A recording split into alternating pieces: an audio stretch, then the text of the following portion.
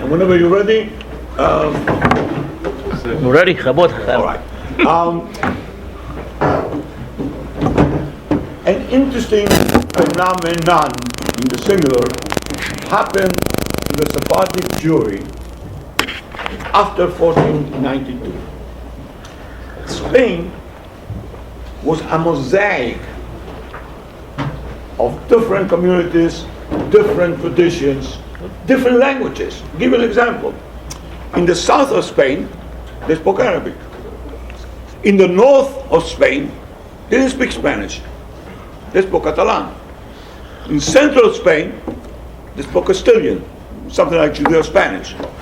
So, Sephardic Jewry was divided culturally, different traditions, all right?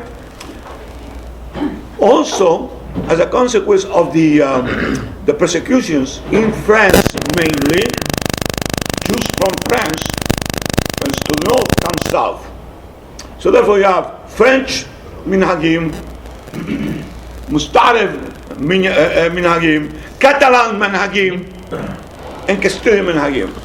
And there was Gerush Sefarad. Everybody is expelled.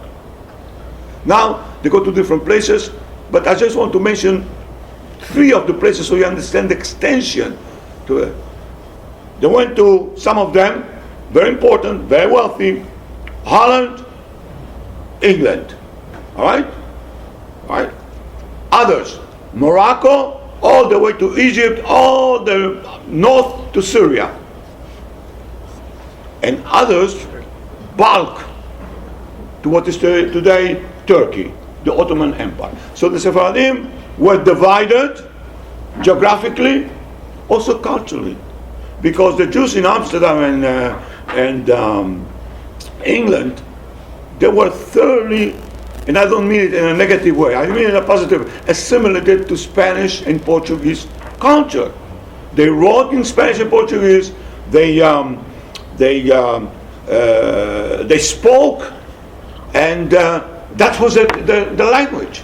All right. So you have the Jews, very very affluent, dressed like the goy, like the affluent goy, assimilated in the positive way, to the mores, to the minhagim of high class goyim. All right. Then you have the Jews in Morocco. All right, and the Jews of Morocco, like the Jews in Syria and the Jews in Egypt, they meet there other Jews that they were before, from time immemorial. Yes, in Halab, in Mustarif, they spoke always Arabic, or the same thing was in Egypt, in Egypt and Morocco. Different minhagim. Result of different minhagim, clashes, mahluk.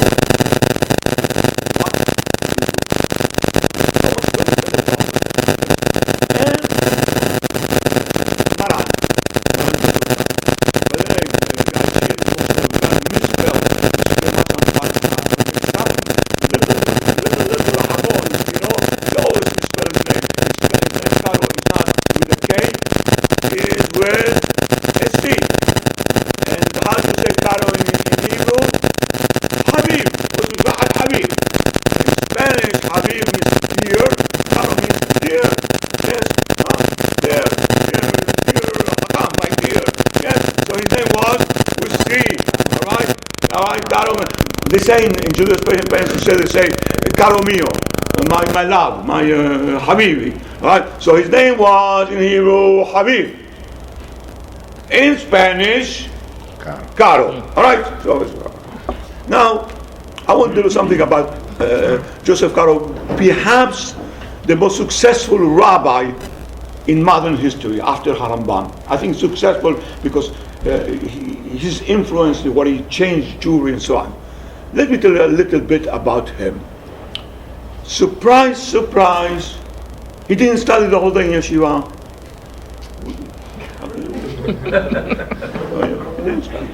You know what? Don't tell your children because you're going to have bad examples. He was in business. He was in business. All right? He was in business. And you know what the philosophy was? The philosophy was that if you close yourself for too long a time in academia, now I'm going to say to you something in Latin. المخ بتخ. The brain collapses. المخ بتخ. You have to be, you want to influence the people, you want to be, you are just, you play tennis, this is all, because this revitalizes your body. When you are in business, dealing with people, it revitalizes your brain.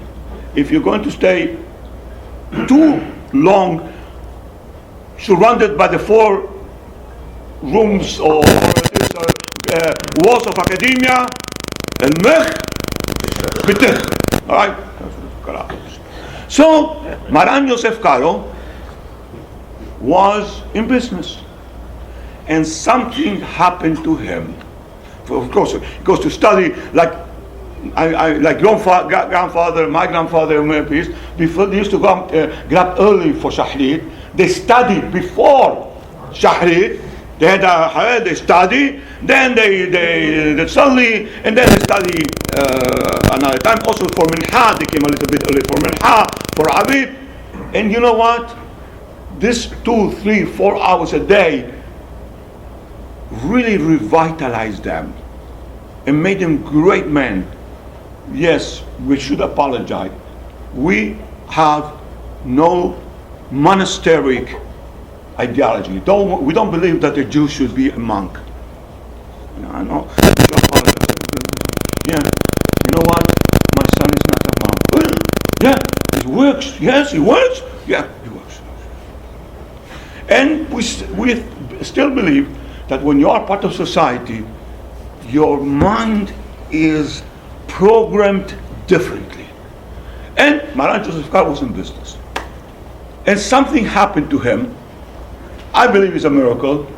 He believes it's a miracle. All of a sudden, one day, a woman comes to him and she brings a big chunk of something made of bronze.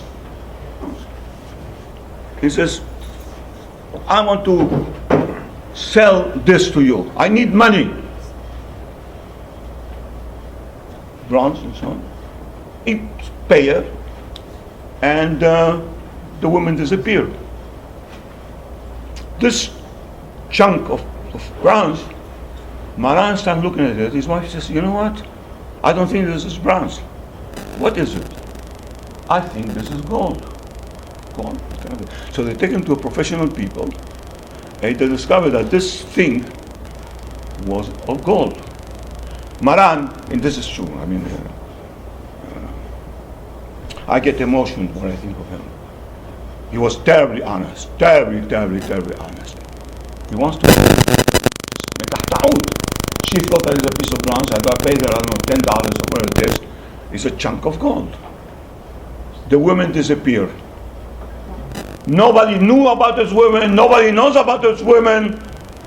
There is no woman. There is no such a woman. He believed.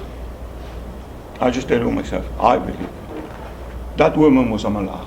That's what I believe. Of course, Hacham reached too much philosophy for it all. But I tell you, I believe that's what he believed. So all of a sudden, he's terribly wealthy. Maybe, and his boy's getting old, maybe that is a siman that he should should go to Eretz Israel, quit his job, his business, and go and live in Eretz Israel. All right? Now, 2 centers in Eretz Israel. One, Yerushalayim, and the other, they call it today Tzfat, but it's not Tzfat, it's Safad. And you have people by the name Safdiyah. What do you mean Safdiyah? Safdiyah means somebody who came originally from Safad. All right? Safdiyah. So they were, those at the center was in Safad.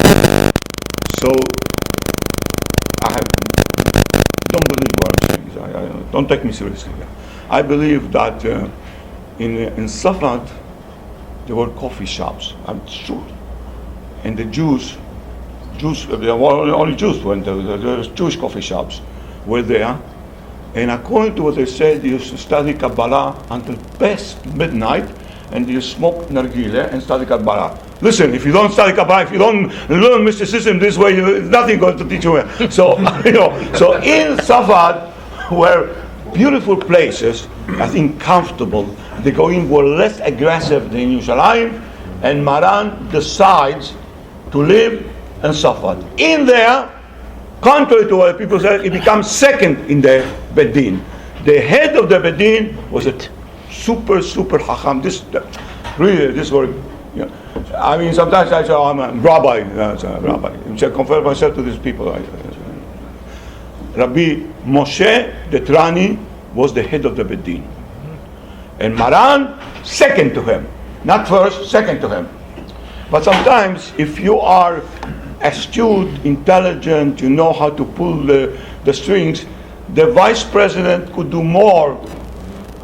Not in our case, in America, but in other place, he could do more. All right? So Maran Yosef Caro was the second in the Beth Din. All right? Now, what is extraordinary about Safad? I tell you the truth. First of all, beautiful environment. The houses were great. And there were Jews, mainly Sephardim. They were close. I don't know how much it's walk, but I think in my days you used to say that was one day you could come to Damascus, then you go to Lebanon and so on, all close to all the places. And probably it was also good for business. I don't know that aspect. I'm speculating. Anyhow, Maran comes, realizes, and this is the center of the main point of our lecture or our class is Maran realizes that the greatest problem that the Jew is facing is fragmentation, division, mahlokot. No, you have to stand up. No, you have to stand. No, first you have to turn to the right. No, to the left. No, this is right. No, mismotion. No, there it is. Mahlokot. Mahlokot. And this mahlokot, of course, today we don't have a mahlokot. and this mahlokot were causing an internal hemorrhage in the community. I want to tell you two things. What year was this?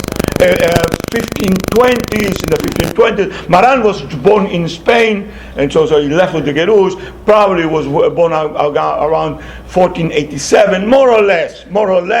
And he comes to Israel around 1530, around this, more or less. Yes, so.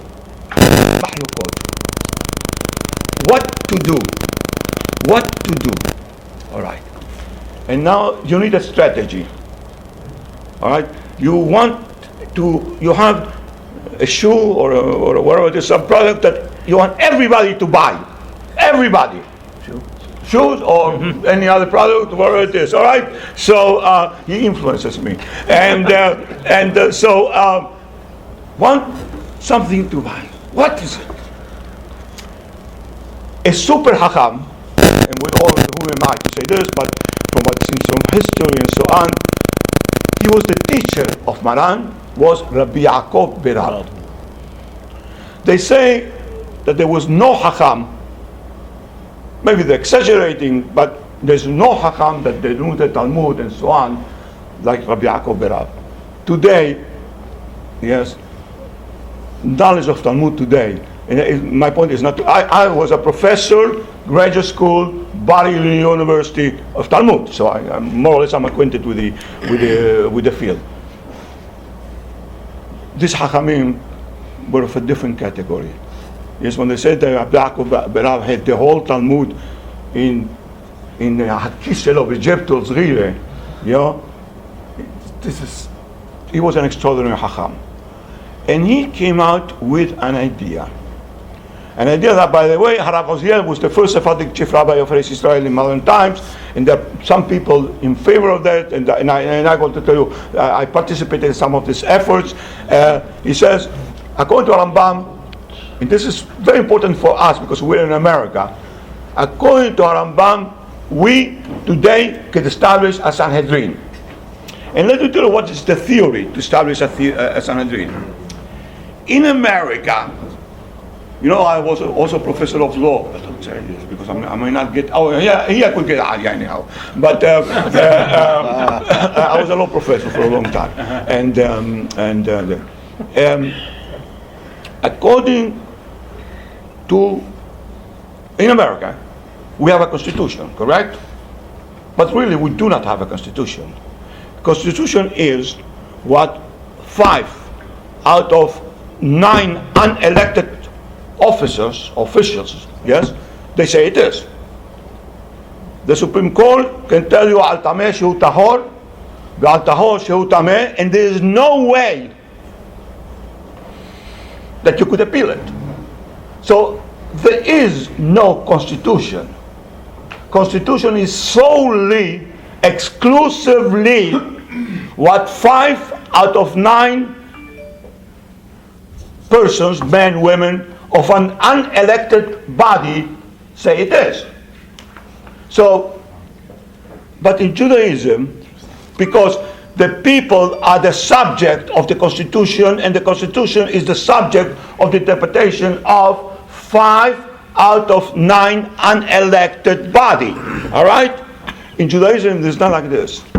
You know who elects the Beth Din is called in the scripture En Ha'edah, the eyes of the Edah. What does it mean, the eyes of the Edah? Or better still, I don't care what it means. How it was interpreted means we are the body. The Jewish people, the Kahal, is the body, and you, Supreme Court, are our eyes. You depend on us. We do not depend on you. Through and through in the Mishnah, the Talmud, and so on, the Beth Din is against the Kahal, and the Adon says no. What the Kahal tells you, and then you have this in the case of Shemuel, when I don't know if you remember, I think it's chapter 14 or 15 of Shemuel, when the people want a king, Shemuel says no good.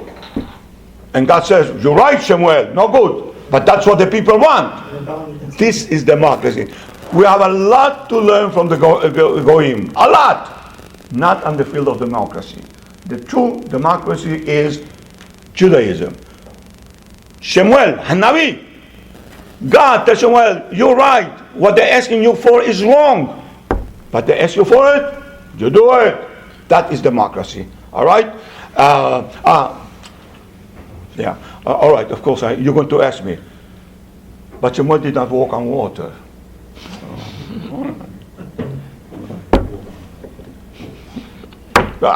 Now, you know, of course. You walk on water.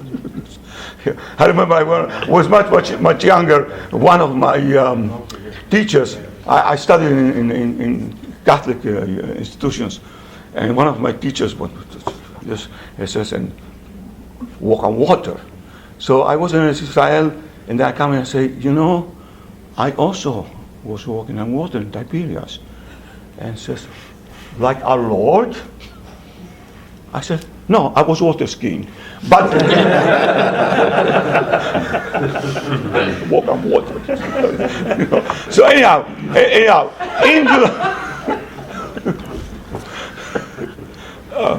listen, if you do not have a sense of humor, you cannot survive as a Hacham. You need sense of humor, all right? You take things too seriously. Anyhow, Rabbi Yaakov Berav understood that we could have today a Beth Din, providing that the people want it. Harambam says explicitly, we could have today a Sanhedrin if the people want it. No? That's Harambam says beferush. Rabbi Yaakov says, let us have a Sanhedrin. Why? The division. We speak about Ashkenazim, but we forget Ashkenazim also are divided like us. Poland, Russia, Germany, North Germany, South Germany, France, Italy, they're divided. What to do? Yes, internal division. That is the problem that every single Jewish community is facing. So the question was what to do. Rabbi Yaakov Berav starts with an idea. Let us constitute a Sanhedrin. By the way, in modern times, about I think 10, 15 years ago, they wanted to make a Sanhedrin in Israel, and they invited me. Yes, I was there for the first meeting, and I saw the first thing that they wanted to attack the government. I said, attack the government. So in the name of that, so I have nothing to do with that, because I don't believe that the task of the Sanhedrin is to attack the government, is to halachot and Torah and this. But anyhow, I quit. After the first thing, I quit. But in theory, we could make a Sanhedrin, but it has to be accepted by the majority of Am Israel. Rabbi Yaakov started with the idea, and soon, very soon, he discovered no way the Hachamim themselves did not wanted to sit together. Say, yeah, you're guilty. You're guilty. You're guilty. Don't take it serious. The guiltiest are the leaders. Yes. If there would be ahdut among the leaders, there will be ahdut among the people. And you know what? My son is in Israel, and every time I just spoke to him this morning, one of the things of this war brings ahdut Am Israel. And I'm going to tell you, for me, the most important thing, ahdut. Not only Sephardim and Ashkenazim, Hiloni, Dati, more Dati, less Dati, no Dati, ahdut. And this is what the war is bringing. And one of the results is, I think, the Borei Olam, Shtabach Shemo, is making this war to make us, to unite us. United.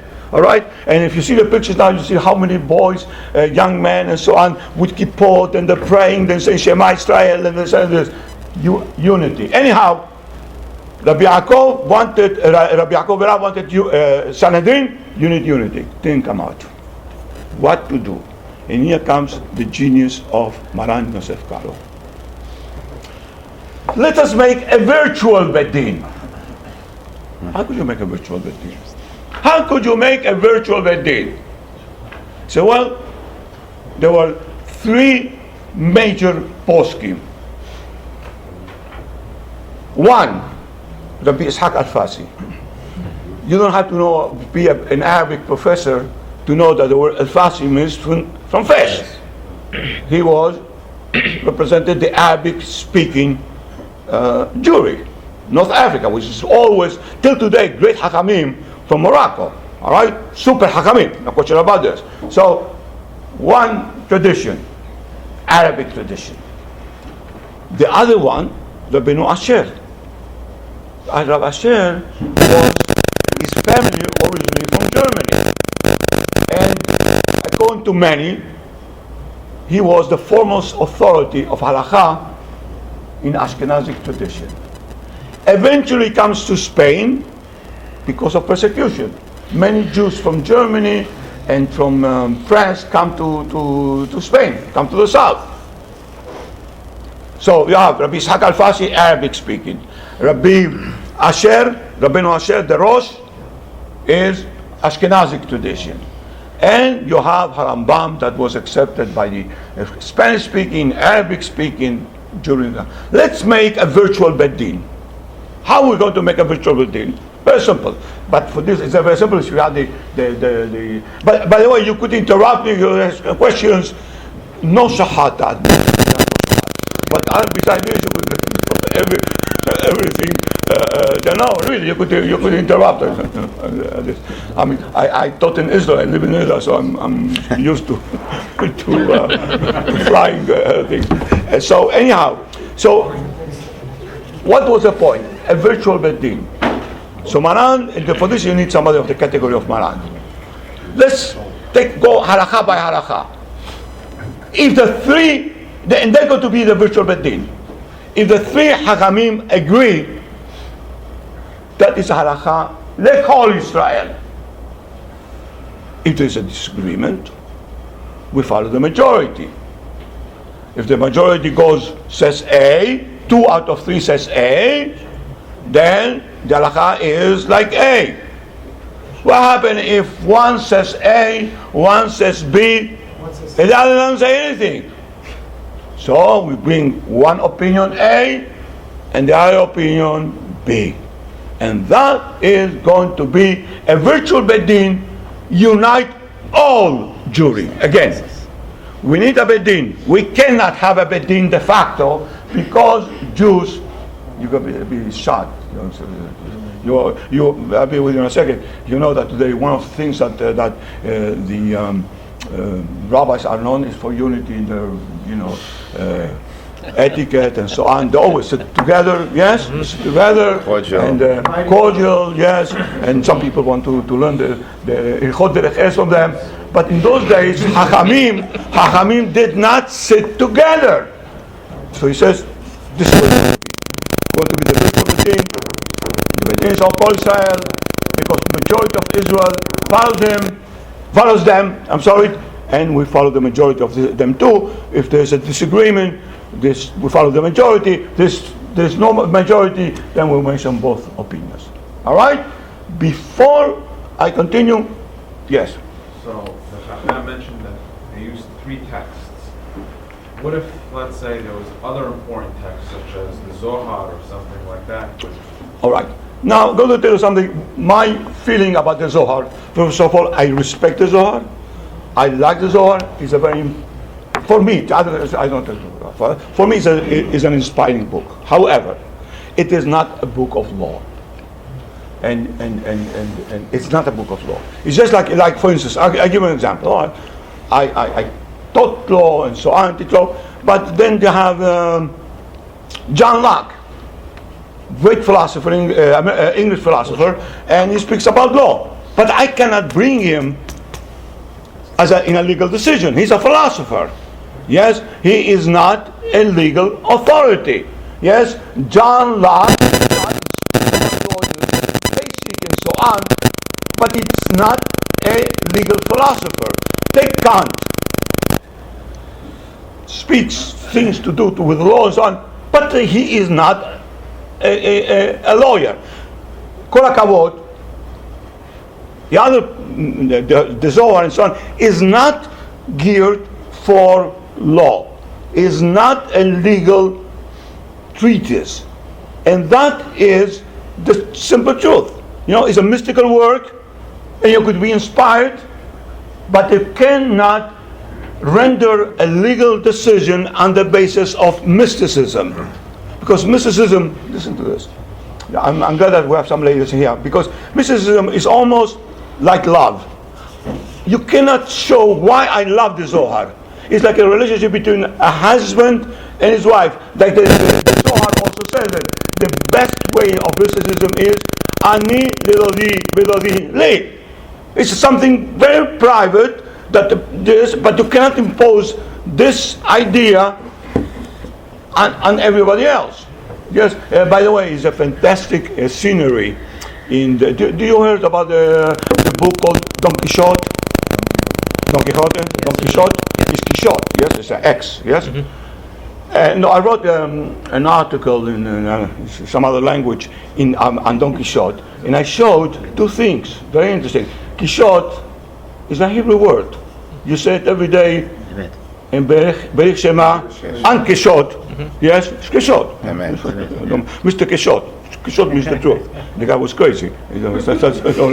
And I show many passages from him from the Gemara. But Professor Bar-Ilan, that's not enough. I show a quotation of him that comes from the Talmud, Sanhedrin. So what? Manuscript, not from the printed edition. All right? So, whether he had access to an edition that 99% of the Hachamim don't have it. They don't have it. So, to a manuscript here. So, in Don Quixote, the main personage of Don Quixote character is crazy because he wants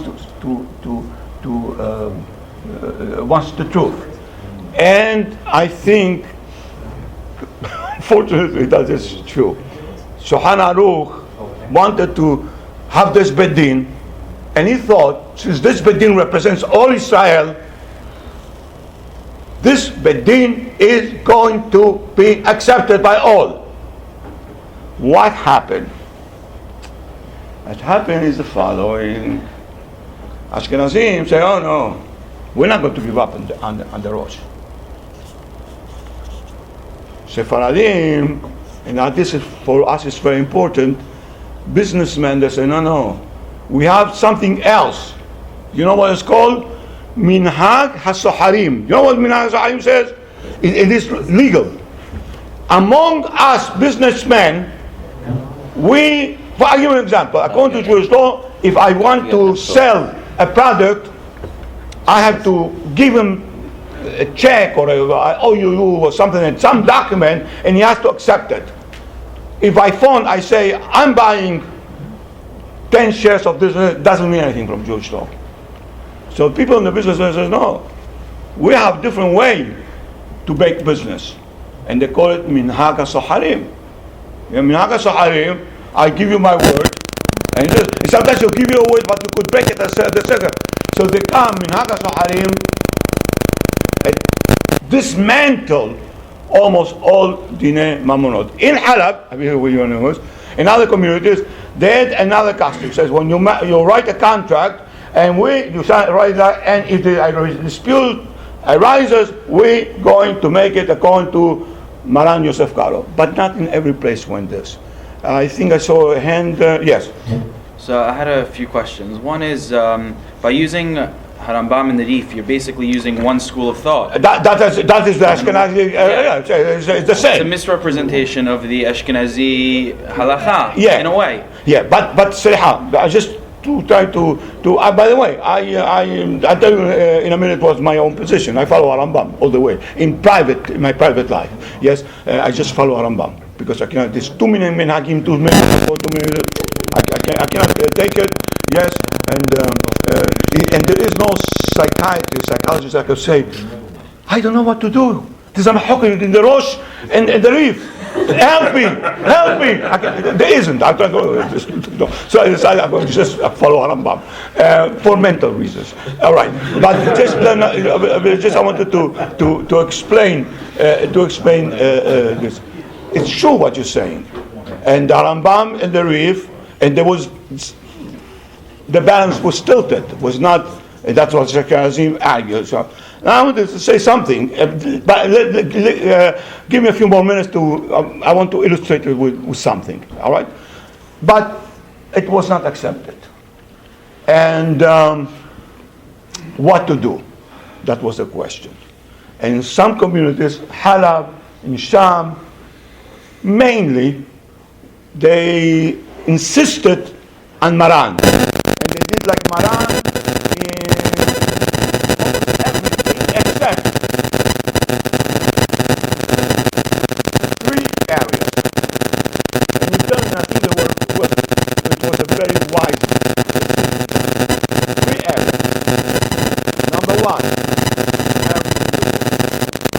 We're not going to do like Maran. We're going to do it like all the opinions. Why? And that, I think, shows a responsibility on the side of Sephardic leadership. Because if this marriage, you're going to approve of this marriage according to Maran, and this marriage is illegitimate according to the Ashkenazi community, then comes out that this child will be able to marry only a Sephardic partner, not an Ashkenazi, and that will cause division in Israel. I 100% agree with that. You know, again, this woman, is she divorced or not divorced? According to Maran, she's divorced. Now she gets married. But according to Ashkenazim, she's not divorced. The child is illegitimate. So what can happen? X years from now, this child turns to a beautiful girl, to a beautiful, handsome young man, and you want to marry somebody from another community. So, we're not permitted to marry you. Why not? Because blah, blah, blah. So, on this point, the minhag was Gittin, Kiddushin, we make Humbrot like everybody. Do you follow this point? So that was one aspect. Second aspect, they came out with all kind of new rules about prayers. Maharambam says like this: if you pronounce the name of God when it's not necessary, I take this coffee and I say a beracha twice. The second beracha is beracha levatala, and who am I to say that Harambam is right? But it happens to be right. No, it's the truth. I mean, if you examine that, it says this beracha is not only beracha levatala. Yo'avarta alot tisa et shem Adonai Elohecha lashav. You made a love min haTorah. So out of this they came out. Whenever it's mahloket, safek berachot. So come to, could you say beracha? This rabbi in the end of the world says you don't have to say beracha. The safek berachot lakel. Anti-Maran, anti-thing. Everything almost on liturgy was this. Then they came out another thing. All right, Zohar, mysticism, is not binding for law. But what about the prayers? And then they started with the prayers, everything, the prayers with the Shemihud and this. I'm not against that in any way, but I just wanted to show what were the implications. You cannot say this because according to this, so in prayers we don't make like Maran. That's the simple truth. All right, we don't make like Maran. So then we have another area, Shehita. And in Halab, in other communities, they still follow the Shehita of Maran. But other people say, but now we're going to have a guest who's from a different community. I'm going to give him something that according to his tradition is haram. So we invent something, glad kosher. Little by little, the entire Shulchan Aruch was demolished. Shehita, no good, because my son-in-law is Ashkenazi, or my daughter-in-law is Ashkenazi, or I want to invite my consuegros. Right. Second, prayers, Kabbalah. All right. Mamonot, business. We have Minhag Saharim. All right. So what do we have left? A few obscure things like Avelut. But even Avelut, everything in Avelut is either dependent on Minhag or Safek Avelut Le'akel. So for practical purposes, the Shulchan Aruch, in a very diplomatic way, I don't have any other word, but the word debunk was the Shulchan Aruch was debunked. All right. Now let me go to the Ashkenazic side, and you're going to be surprised. But I think that one of the greatest Hachamim in history. Now everybody is going to attack me. Where can I run away from? I want to run. I believe. And I heard him, and I have witnesses. Yeah, but there was this is. I believe that the Rama was one of the greatest poskim in history. The Rama is the counterpart of Maran in the Ashkenazi tradition. Rama is Rabbi or Rabbeinu Moshe Isserlin. Let me tell you a little bit. But anybody, do we have a Shulchan Aruch or Haim here? You know where you get the Shulchan Aruch or Haim? It's Or Haim. If you get it, the first one. That was the first value. I want to show you something that nobody noticed. All right? All right? Shulchan Aruch, Shulchan Aruch, not Beth Yosef, Shulchan Aruch. Yes. All right. All right. Now. Fantastic. All right. All right. Yes. All right. Oh.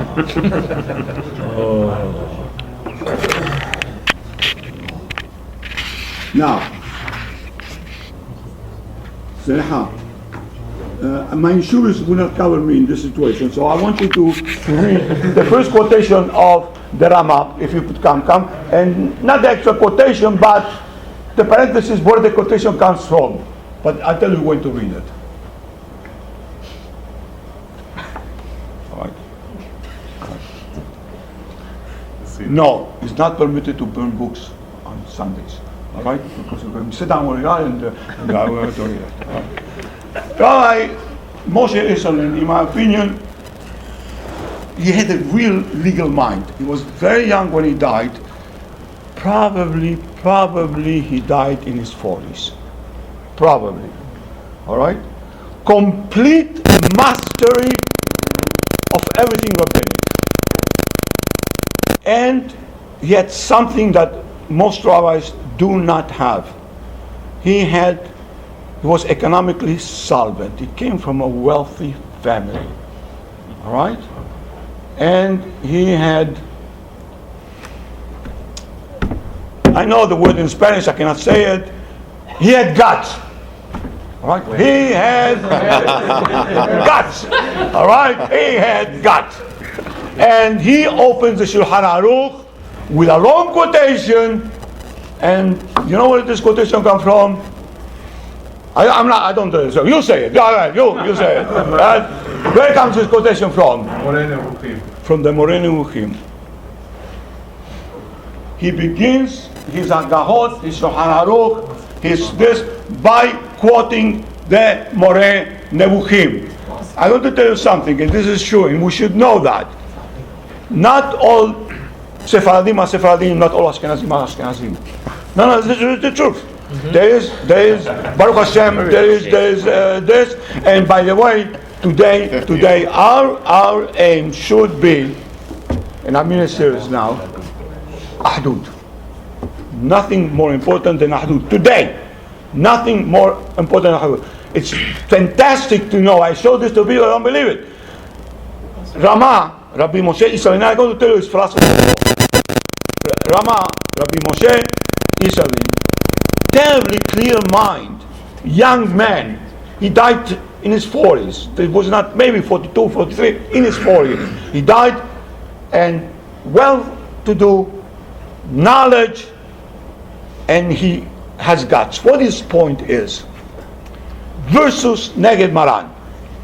Don't tell me what the law is. I tell you what the Minhag is. In our place, we Minhagim the ABCD. This is our Minhag. This is our custom. What the point of custom is, I want you to understand. To have this synagogue here, I say this is from Halab. Suppose I say it's from Turkey. I don't tell you what the law is in Halab. You don't tell me what the law is in Turkey.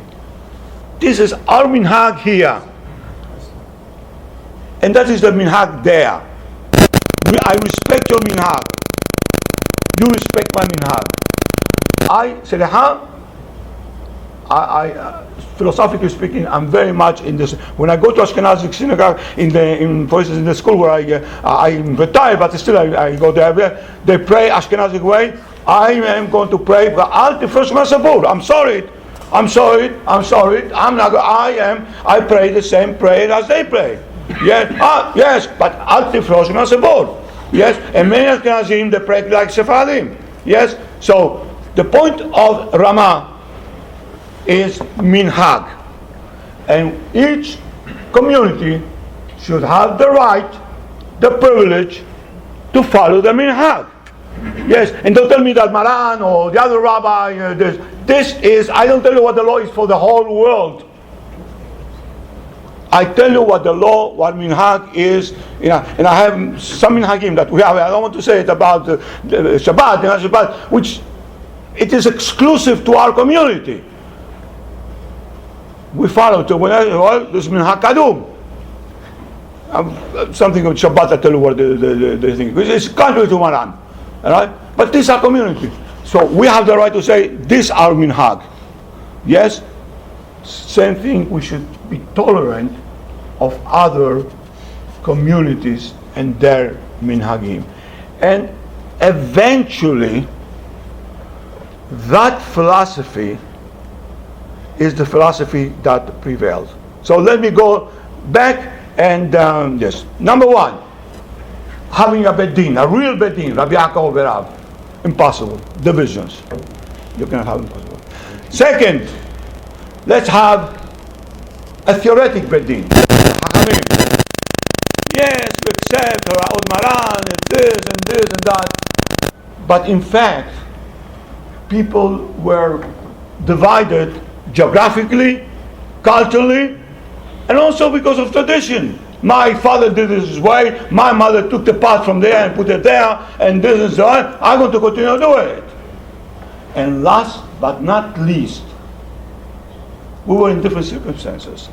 You cannot compare a Jew in Amsterdam with a Sarah because you live in a Western society with a Jew in Morocco or in Syria. And that was the situation. So I'm going to stop here and I'm going to continue, but first I want to see your reactions. In other words, they tried, and or may I say something? Or maybe when I answer you, go ahead. Go ahead. I have many questions. I have many questions. But I'll try and all right. Try and put them together. My wife didn't tell you to. I was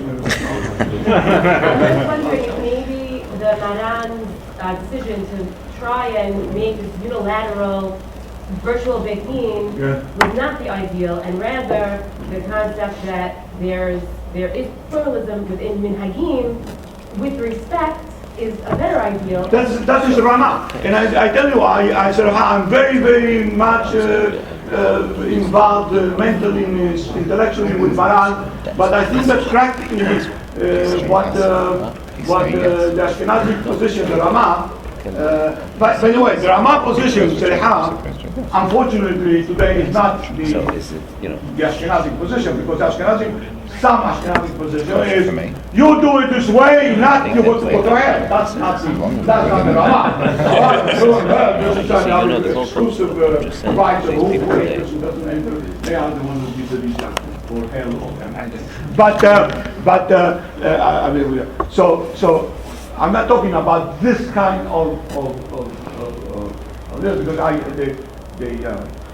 if they are right, why we pray for the institution of the Mashiach and the Beth Din? They have already these people act as if they were the Mashiach of Israel and they are the ultimate word of Beth Din. We don't need a Beth Din. As this guy tells you. All right. The truth is that I think there's a point in what you're saying. Yes, it's a little bit tolerant and so on.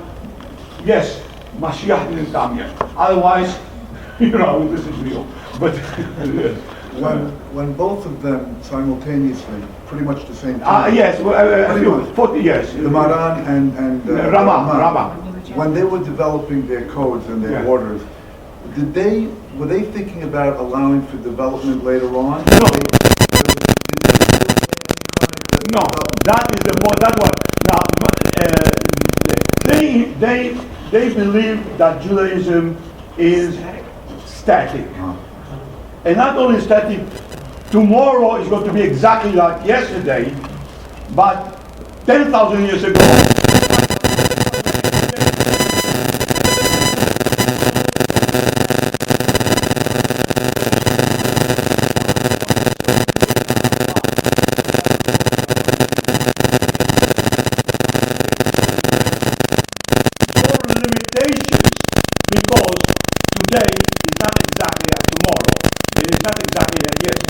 You have to take this in consideration. Yes. So going back to the Zohar question that Murray was asking, we see today that so much of the halacha seems to rest on the human need for ritual, and the Zohar addressed that so.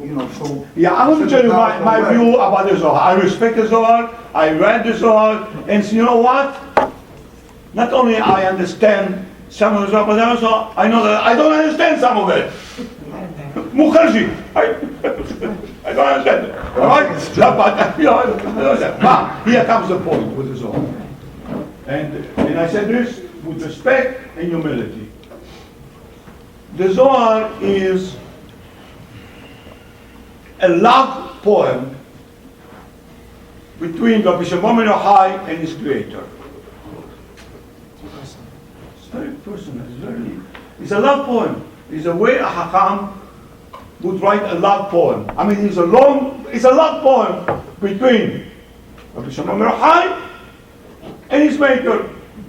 Now, when you read a love poem, first thing you should do, take off your shoes. You're entering into forbidden territory. That is not you and her. This is somebody else's poem. Yes? That is the way he felt, and God bless him. But doesn't mean because Don Quixote felt like this about Lucena, or yes, this woman, that I have to feel the same way, and I have to use the same words as Romeo used with Juliet.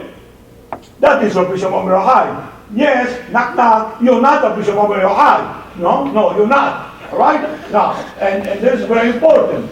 He is Rabbi Shimon Bar Yochai. You are not. Still you're not. All right? Rabbi Shimon Bar Yochai, and I respect him to the maximum. All right? And I respect the Zohar because, listen, it's a love poem. Even if your younger brother wrote a love, or your son, there's things in the love poem that you're not going to understand because it's something very private between Romeo and Juliet. And just see it with perspective. And that is exactly the true Kabbalah. By the way, I want to tell you something. You know who's the two Kabbalists for me? Shock. Don't put me. I don't know. Ha'ari. Why Ha'ari? This is the real Mekubal. Ha'ari at the age of 19. How old are you? 24. 5 years younger. He was a member of the Beth Din of the Radbaz in Egypt. 19 years old. Any 19 years old boy here? No.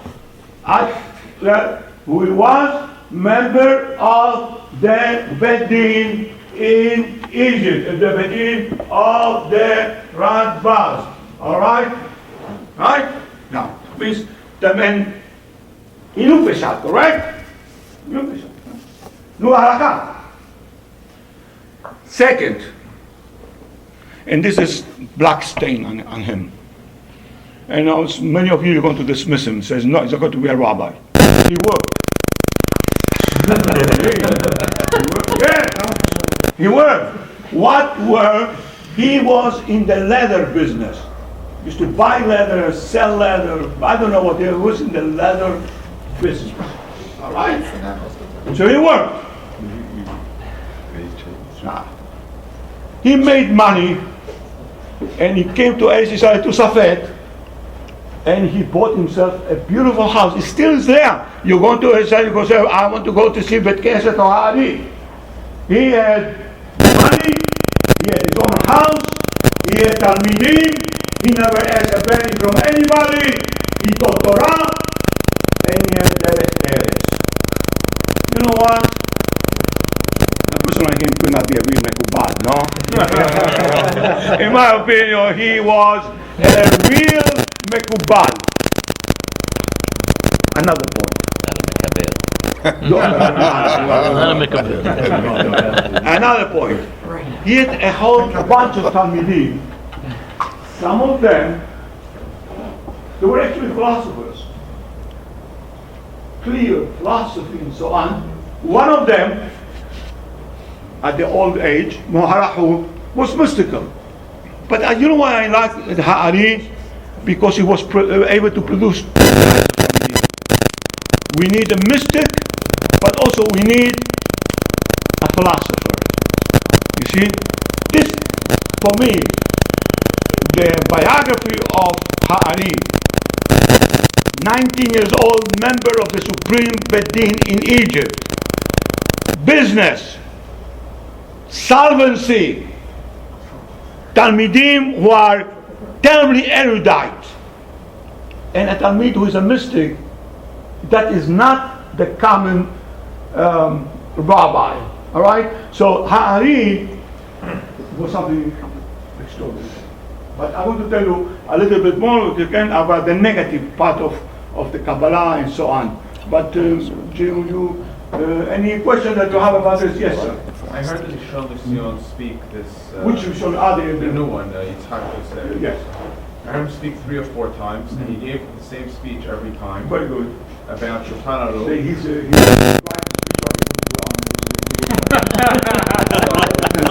His speechwriter went to the army, so he couldn't have new material. He said that there was 200 rabbis that signed on to Speechwriter Maran. went to the army, he didn't have new material. No. They take from Maran, Mem, 200, Resh, Rabbanim, Nismach. There were no Rabbanim in the world. People had to work. There was no koilerim there. He claims he has the paper. Was it legend? Yes. All right. Yes. So another thing, that by taking these 3 rabbis, you end up yotzeh stirot in the Shulchan Aruch, because one time you're posek like Rambam and the Rif, another time, and then you end up with a book within the same halacha. You end up with the Resha saying Hayav and the I tell Sefer you my point of view, because for me, first of all, Maran is a super Hacham. There's no question about it. But the greatest books that he wrote is the Bet Yosef, the Kesef Mishneh, and surprise, his Teshuvot. In many of those Teshuvot doesn't follow Shulchan Aruch. Really? Yeah. Because he's a Hakam. He's a Hakam. And he knows sometimes you cannot follow the letter of the others. That's why I taught law for many years and so on. And in Jewish tradition, in the Gemara and so on, there's a distinction. And I think that for me it makes sense. And anybody who's old enough to remember Halachic Kassin, he would understand what I'm saying. In the Talmud, you have halacha. That halacha means the law, the rule. If you ask a lawyer, a Jewish lawyer will tell you this is the halacha. You must put the halacha. And then they have something which is halacha lema'aseh. Halacha lema'aseh is what the halacha requires you to do. What is the difference between halacha and halacha lema'aseh? And the first one who started with this is Rambam. The Mishneh Torah, which is the most fantastic book ever written, yes, on halacha. Do you know how many chapters there is? Next time your friend get Geonim, ask him how many chapters there is in the Mishneh Torah. What? How much? 1,000. 1,000. I am the I wrote about it. I'm the first one who pointed out there is 1,000 chapters in the Mishneh Torah. In each chapter there is between 26 and 30 halachot, which means he made a pesach halacha in about 30,000 pesakim. It's not easy. Yes. Now this is halacha. 1 second. What is halacha? Halacha is the theory of the law.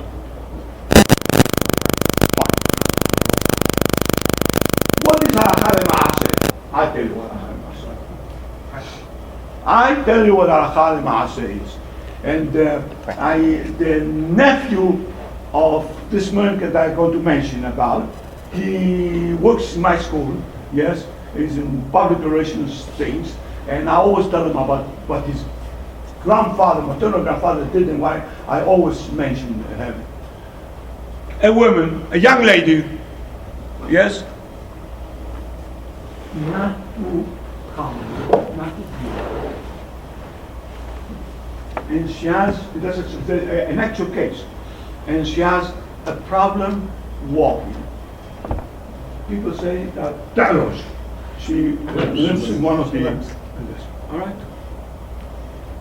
Nasib, young man from a good family, well-to-do, got crazy. He wants to marry her.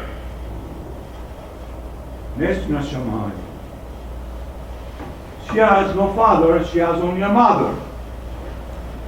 She was making chicken because they got me to her house. She opened, it's not like now, in my case, when I was a young boy, the chicken was whole, you open it, you have to see what is inside. She opened it inside, apparently, taref. The family of the Hatam, they're coming. 1 second. So there was a rabbi that I respect enormously. There was a chief rabbi, the Ashkenazi chief rabbi of Yerushalayim, Pesach frank. She goes to the room, shows the chicken. The chicken is correct. She tells him what the story is. She says, let me look up again at the chicken. Takes the chicken inside his house, inside this. Tells to his wife, you bring us the chicken that we have. He gives her his chicken. So because the chicken has a problem, so give her the chicken, and end of the story. She takes the chicken, she makes it, I assume, happy ending. Now I want to ask you, Yosef, you are involved in Acha. Is this the law? If a woman brings me a chicken, and the chicken is taref, and this is do I have to go and give her my chicken and I'm going to be without chicken on Shabbat? No. That's not halacha, no? Absolutely. But that's halacha l'maaseh. Right. This is the difference between halacha and halacha l'maaseh. You come to Hacham Yaakov Kassi, you have a problem, this, and this. Mutar. Maybe for you it was not being mutar, but it comes as a halacha l'maaseh. Don't quote me the Shulchan Aruch, that is halacha. What made Judaism, our Hachamim, Malachi HaShalem, really Malachi HaShalem, was that they were always cognizant of the particulars in front of him. And there were some things, yes, Pesach Frank, he gave this one a chicken. He did not eat chicken that Shabbat. I tell the story to his grandson. All right? That is halacha? No. But it's halacha l'maaseh. See? So, in Judaism, we always distinguish between halacha and halacha l'maaseh. I'm going to go a step further in a minute. I want to know, if there are any questions about this? A person, it happened to me 1,000 times. My mother-in-law is Ashkenazit, she lost her husband, and they're going to come, she's going to come for Pesach in my house. What about rice? I said, rice is permitted to eat Pesach. But Shabchater, kavod of your mother-in-law, don't put rice in the table. She's a widow, she's lost her husband. Yes, you want to put rice in this, she never saw rice in Pesach. This is halacha l'maaseh. Halakha, permitted to eat rice? Of course. Permitted? Yes, this is my house. I'm the master of my house. Fine. But you're having this lady. Do you understand? Halakha l'maaseh, you have to take in account the particulars of the case in front of you. Right? One of the things that I like about is always cognizant of the particulars. There were some people coming to the place. Obviously, they don't know Shabbat. Obviously, they did this and that. Not that Hacham Shalom, he was not aware. He was aware. Halakha l'maaseh. Halakha l'maaseh. Distinguish between halakha and halakha l'maaseh. Yes. About many years ago, I was sitting in Sha'arei Sion, and there was a young man there, Surba Rabbanan. He went over, there was a kollel of people sitting and learning, and he asked the following she'elah. He goes, if I found the wallet of a goy, and it has the identification in it, and I know exactly whose it is it haram for me to return it to him? I couldn't believe the question. And they're making all kinds of pilpulim, and they gave him a Pesach, and they told him, if it may cause Hilul Shem Shamayim, you should give it back. Let's go to the Gemara, of course. Now, so this young man sits down next to me afterwards, and I said, your father's a retailer, right? And he said, yes. I said, he has 5 stores, and he has managers that he's had at those stores for many years. He says, yes. I said, I know one of those managers well, and you know the same guy. I said, let's say you paid him on Friday, and he was walking out of the office and the envelope fell on the floor. Would you tell him, your money, you dropped it? Or would you just let him walk out and go like this. What would you do? He said, I know where you're going, and you can't be posek for yourself. I do it only what the halakha tells me. I said, okay, let's cut right to the chase. You see a child on Shabbat burning to death, and you know that it's your neighbor. He's an Irish Catholic.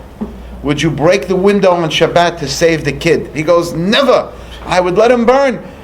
It's Maran beferush. I told him, Shelo yirbu kimotcha b'Yisrael. I said, you're an Ariel and a Tameh who has no.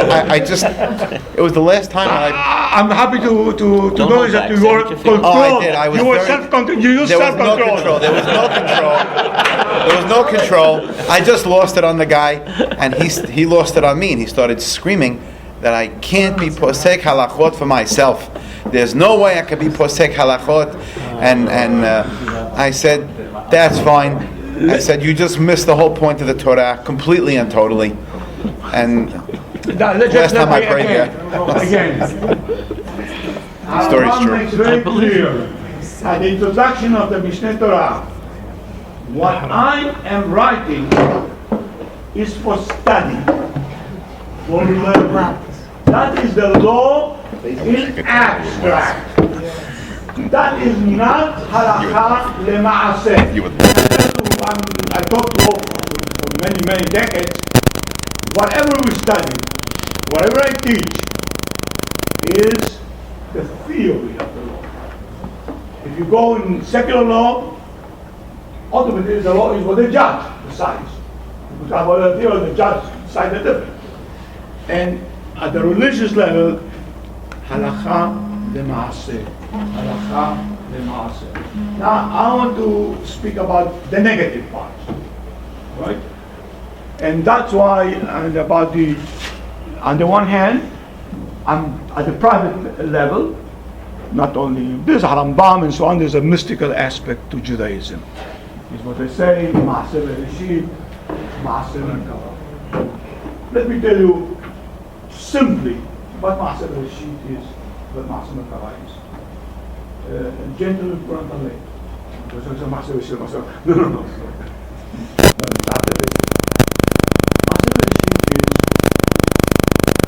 The Torah begins, the punctuation of the Torah is outward.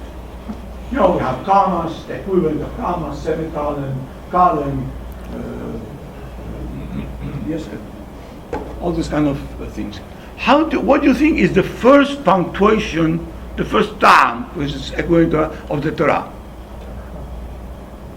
Another Torah. Yes. Who said Torah? Yeah. We should not say this. This is so correct. Torah, which is equivalent of a semicolon. Bereshit. To stop. Bara Elohim, et hashamayim, v'ha'aretz, Bereshit. What's Bereshit? At the beginning, what's the Torah at the beginning? The Torah is very, very simple. It tells you that there are some axioms to the Torah. When you read a book, a novel, a dissertation about physics or mathematics or history, there are some premises that you take for granted. And if you do not accept these premises, the book does not make sense. Right? The basic premise of the book. Right? You read a book in English, 16th century, the assumption is that you know the English of the 16th century. Simple. There are other premises. The Torah begins by telling you what is the premise of the Torah. This is the premise. The first thing in the Torah is what is follows. The Torah begins by telling you what is the Reshit of the Torah. Bereshit. Stop. What is it? Bara Elohim, et hashamayim, et ha'aretz. God created everything. This is the basis.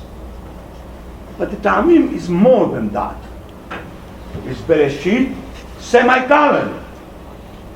There is no connection, there's no way your mind is going to understand the mind of God. You understand whatever you understand after there is creation, there is time, there is space. Then you can understand what is prior. Prior to that connection. You cannot understand. Bereshit. You cannot understand Male Ma'ala, Male Ma'ata, Hacham Yosef, Male Tim, Male Achor. Your mind is limited. You think that your mind is unlimited? This is not this book is not for you. Bereshit. Now, there were people till today, but then, that they were influenced by Christian theology. And in Christianity, they have this about how God created, and this and that, and these type of things. And some of the Kabbalah, which is not the genuine Kabbalah. People like Shabbatai Sevi, I tell a little bit about Shabbatai Sevi, what kind of a guy he was, with the wild Kabbalah, yes, and it caused a lot of havoc in the Jewish community. People who do not know how to read the Torah correctly, yes, people who they don't know the Amim, they don't know the Amim of Yod, yes. They don't tell me that you're Mikubal. Don't tell me, please. All right? And then this, and Derech and this and that. One of these characters was Shabbatai Sevi. Give you an example. At the end, oh, good guy. The Shem Shamayim converted, became a Muslim. All right? So, now, just to show you,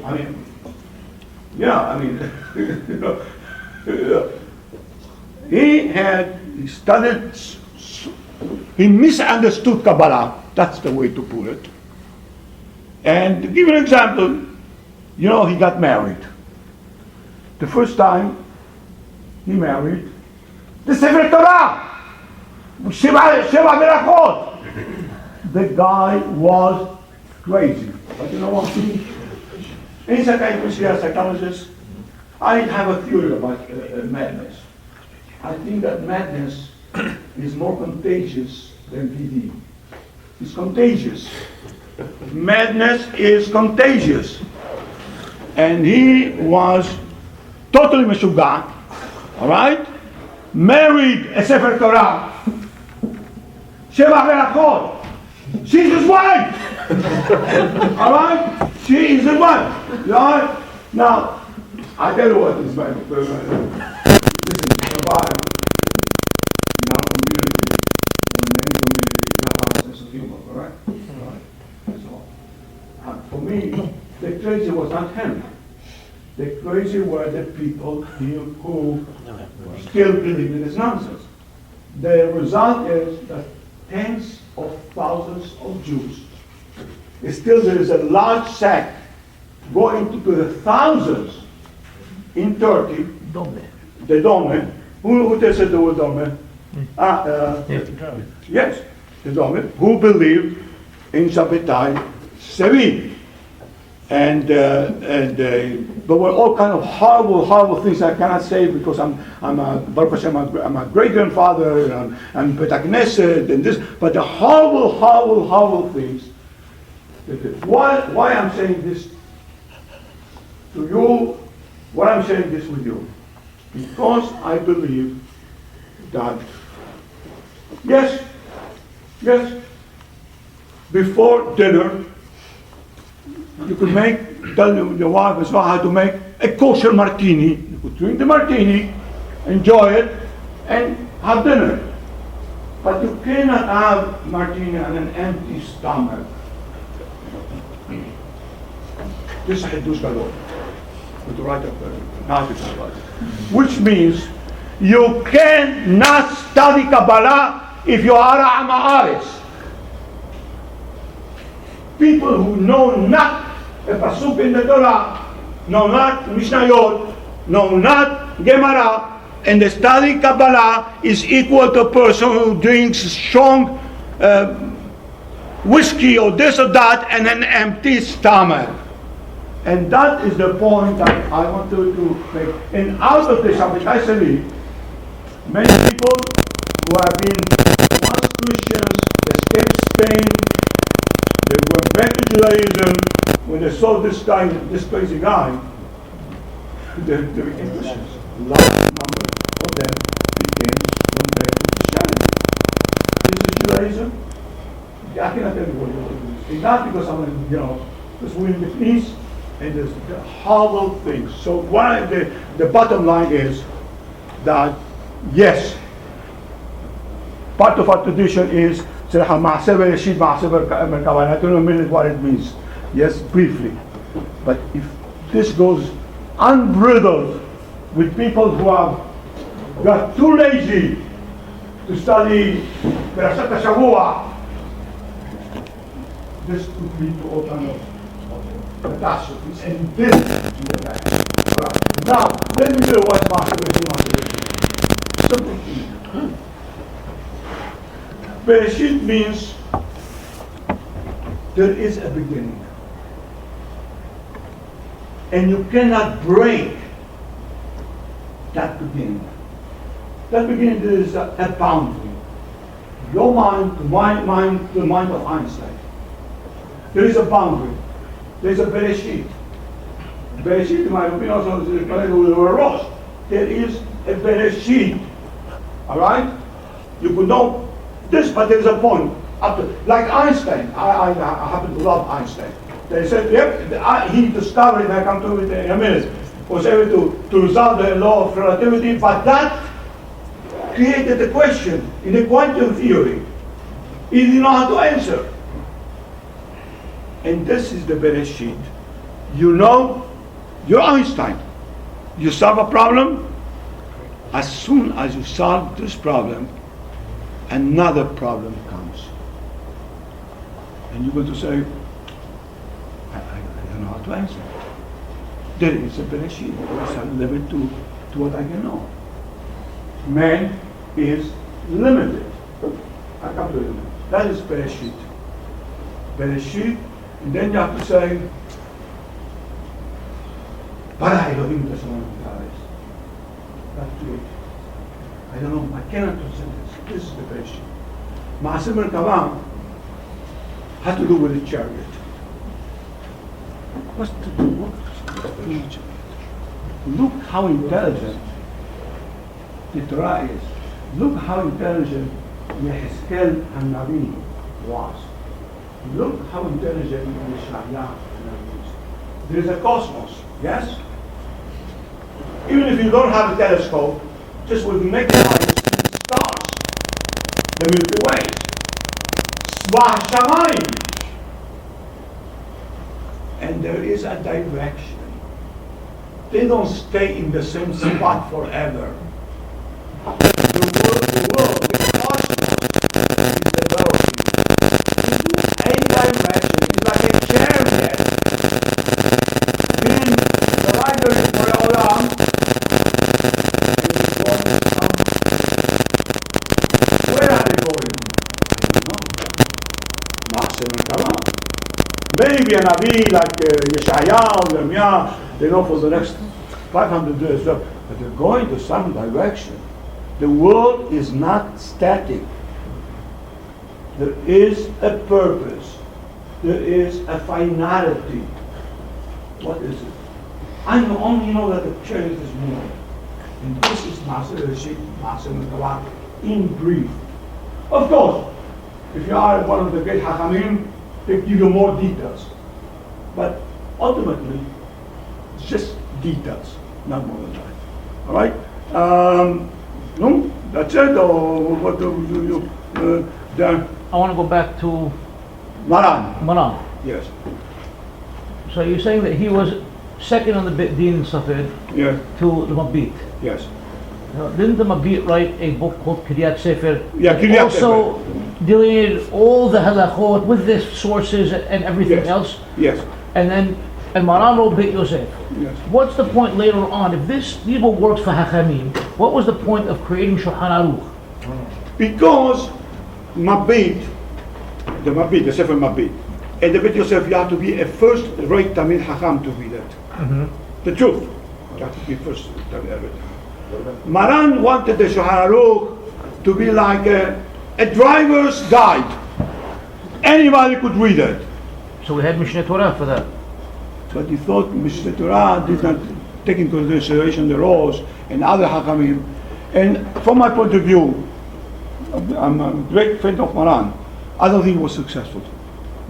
Because ultimately, I used to be a child. Oh, now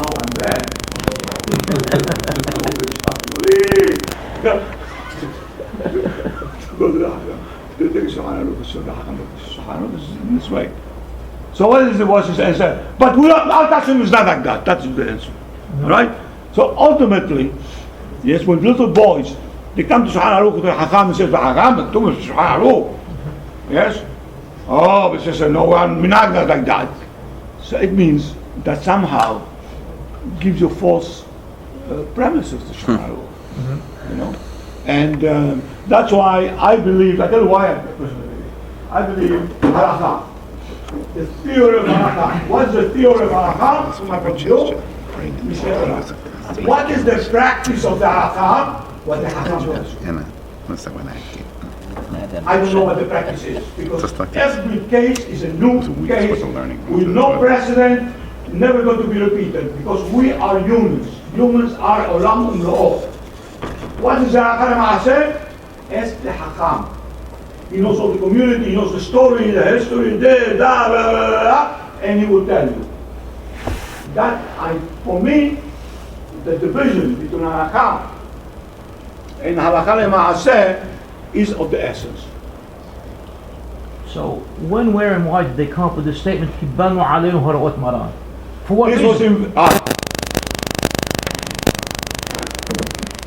You will not ask this rabbi, Hacham, tell me that Halakha Ma'aseh, because he's not your rabbi, and also you don't like him, all right?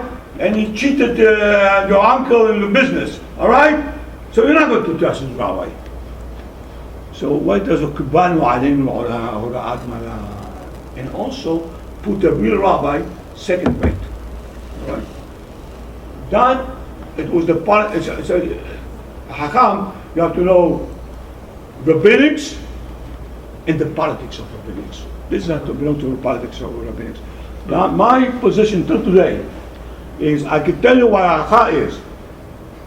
I cannot tell you what Halakha is except your rabbi. He knows your history inside out. He knows all the ifs and buts, and he will tell you what Halakha is.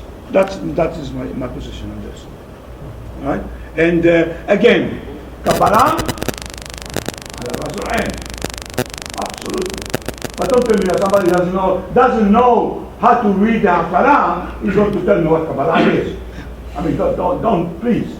You know, I mean, I speak with a southern accent, but I was in New York for a long time.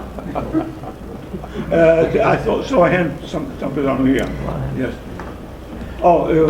Just want to be. The Shulchan Aruch was based on, for the most part, the three rabbis that you mentioned earlier, and he, at a certain point in time, for certain halachot, went against all three. Yes. What do you think his intentions were? Why? It's there. But also, again, I'm not going to tell you because I don't want, but I tell you privately. There was some Minhagim in Halal that was contrary to his decision. And this they have been doing it for 1,000 years. Right. And so you're going to tell citizens, you know what's the greatest posek that I met in my life? My grandmother.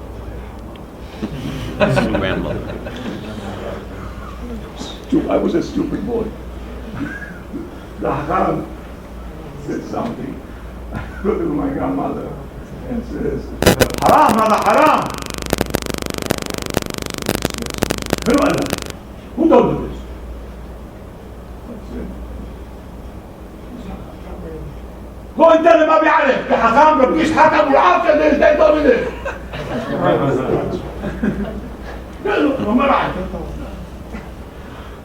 And this is the truth. They were the greatest poskim in our house, was our grandmother. All right? Don't tell him it's Hacham, it is a Hacham. And that is Saliha, and you know what? I'm proud that we have grandmothers like that. They were the real Shomer HaTorah. All right? This is absolute. I mean, Saliha, I love my grandfather, of course, but it's okay.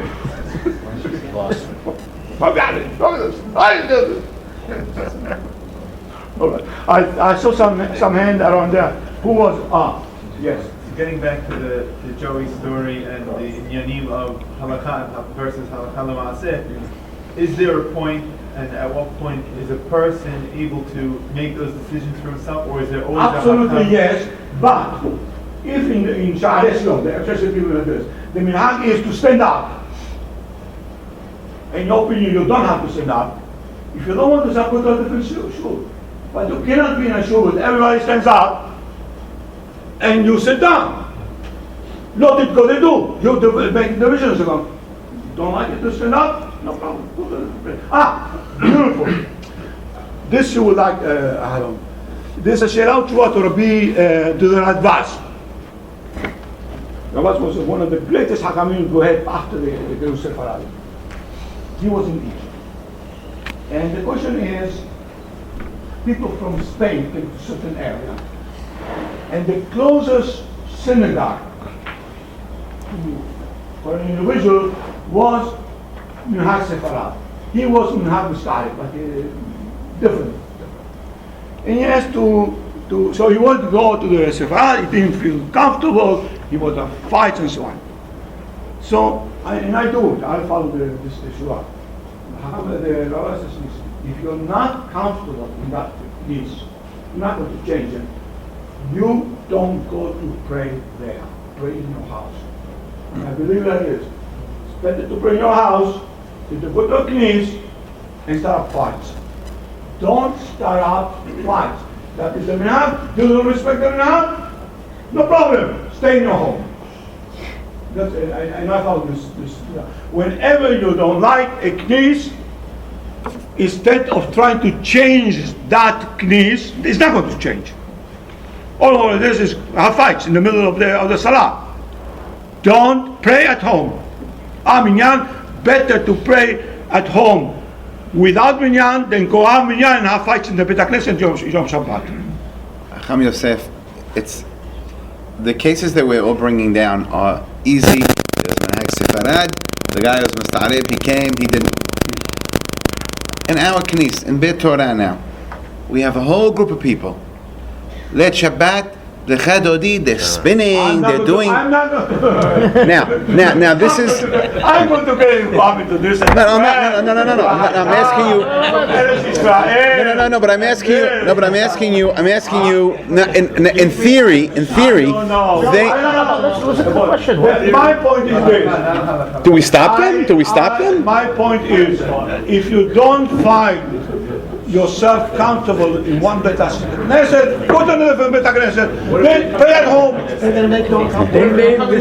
They're coming to your Beit Knesset and doing ridiculous things. What do? Do you stop them? They're not the off. They're not at all.